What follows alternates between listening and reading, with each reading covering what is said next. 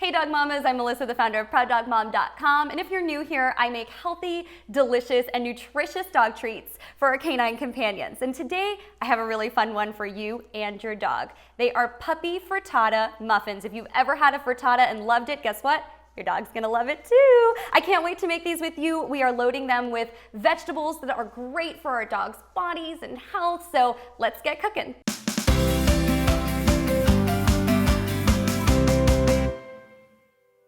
We're going to start by preheating our oven to 400 degrees Fahrenheit and then laying out all of our tools and ingredients. So let's talk about the tools. You are going to need a mold. Now, sure, you can totally use a regular round mold that would make, just a typical muffin, but I like to make these really super doggy because, hey, we're making them for dogs, right? So I have a paw print silicone molds that I'm gonna be using today. If you're using floppy silicone molds like I am today, you're also gonna wanna grab a cookie sheet or a baking sheet. That'll give your molds a little bit of support when you go to cook them in the oven. Another thing that you're going to need is a liquid measuring cup or some sort of cup or bowl that has a spout. The reason why you want that is because it's gonna make it easier to pour your eggs into your mold later on.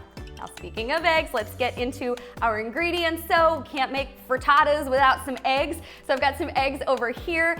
I like to start with 2. That may be different for you depending on what size mold you use or how many molds you want to fill and how many dogs you're feeding treats to.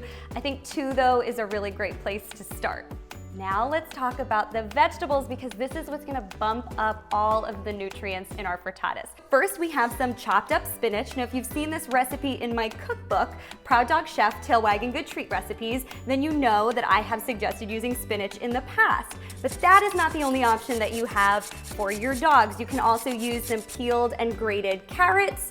You can also use some bell pepper. That's what I have here. And I have put it into a food processor and just pulsed it a few times until it looks like this. Any bell pepper will work, but if you want to get the most nutrients and the most antioxidants out of your bell pepper, go with a red one. That's gonna have your highest levels right there. And also I have some broccoli here, which I have again pulsed in a food processor a few times until I have some rice-like pieces. Broccoli is deemed one of those anti-cancer foods for dogs, so these are going to be great little additions to our doggy frittatas. So here we go.